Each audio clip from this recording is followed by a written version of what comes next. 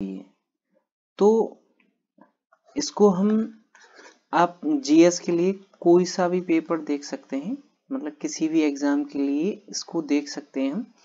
Main focus इसका UP police के लिए है जो 2024 की जगह है। तो हमारा पहला प्रश्न है, निम्नलिखित में से कौन सा सूर्य का निकटतम ग्रह है?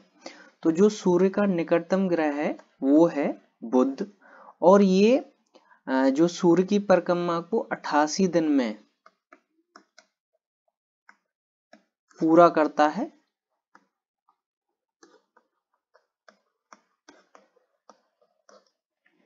तो अब है हमारा अगला प्रश्न। तो बायोटेक्नोलॉजी पार्क कहाँ अवस्थित है? तो जो बायोटेक्नोलॉजी पार्क है वो है लखनऊ में। तो इसका जो राइट आंसर है वो है ए। भारत में जैव विविधता की दृष्टि से घनी आबादी वाला स्थान है।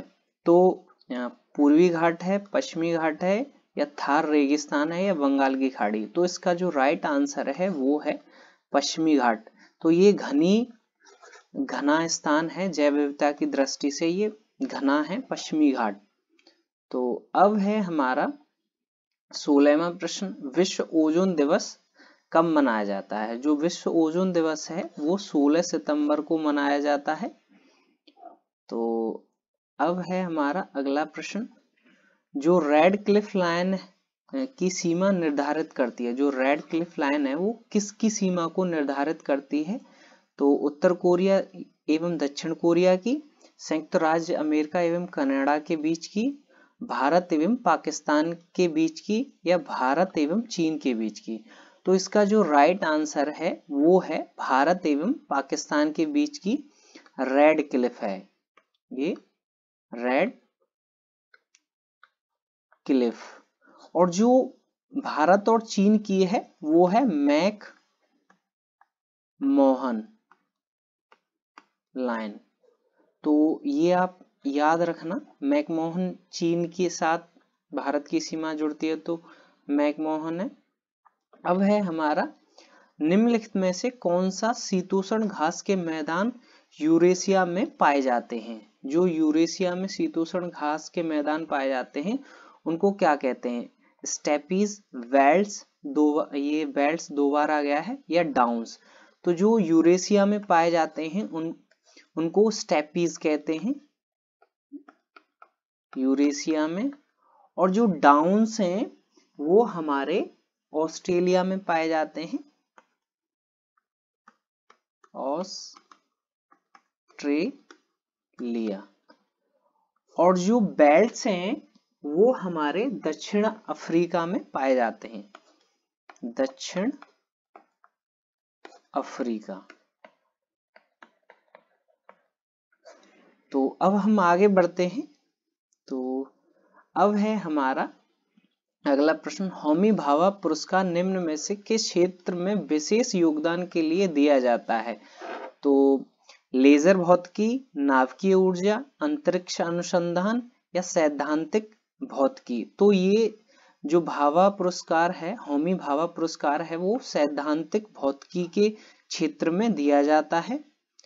तो अब है हमारा अगला प्रश्न, बंगाल के विभाजन के समय बंगाल का लेफ्टिनेंट गवर्नर कौन था? तो H.H. रिजले। तो दूसरा ऑप्शन है एंड्रूज फेजर, या बॉन्ड्रिक, या एंटी अरुंदरे? तो इसका जो राइट आंसर है वो है एंड्रीज फ्रेजर। तो ये 1903 से लेके 1908 तक लेफ्टिनेंट गवर्नर था। तो अब है हमारा अगला प्रश्न, भारत के राष्ट्रपति पर महाभियोग चलाने के लिए निम्न में से कम कितने दिन पूर्व की सूचना आवश्यक है? तो 7 दिन, 14 दिन, 21 दिन, या 31 दिन? तो इसका जो राइट आंसर है वो है 14 दिन की। और ये जो महाभियोग है भाग 5 में आता है और अनुच्छेद 61 में आता है। तो अब हम आगे बढ़ते हैं। अब है हमारा अगला प्रश्न, सिराजुद्दौला लॉर्ड क्लाइव द्वारा किस युद्ध में परास्त हुआ था? तो इसका जो राइट आंसर है वो है प्लासी का युद्ध, जो 23 जून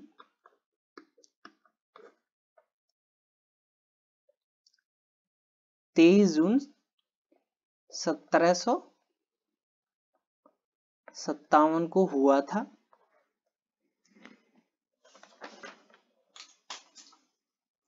अब है हमारा अगला प्रश्न।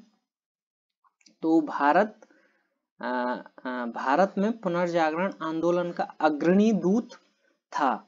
तो केशव चंद्र सेन, राजा राममोहन राय, देवेंद्र नाथ टैगोर या ईश्वर चंद्र विद्यासागर। तो इसका जो राइट आंसर है वो है राजा राममोहन राय थे। इन्होंने 1828 में ब्रह्म समाज की स्थापना की थी।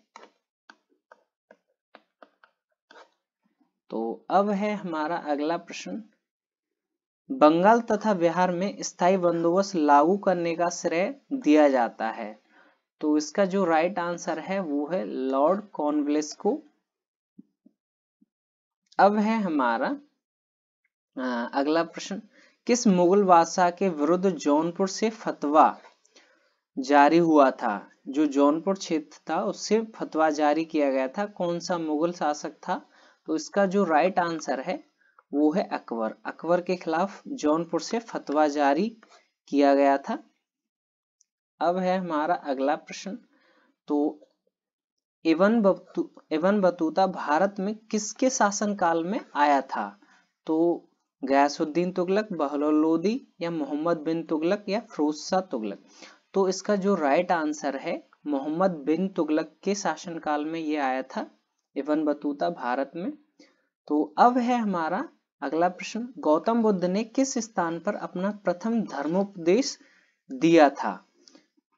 तो धर्मोपदेश पहला जो धर्म उपदेश था सारनाथ में दिया था इन्होंने, जिसको धर्म चक्र परिवर्तन के नाम से भी जाना जाता है।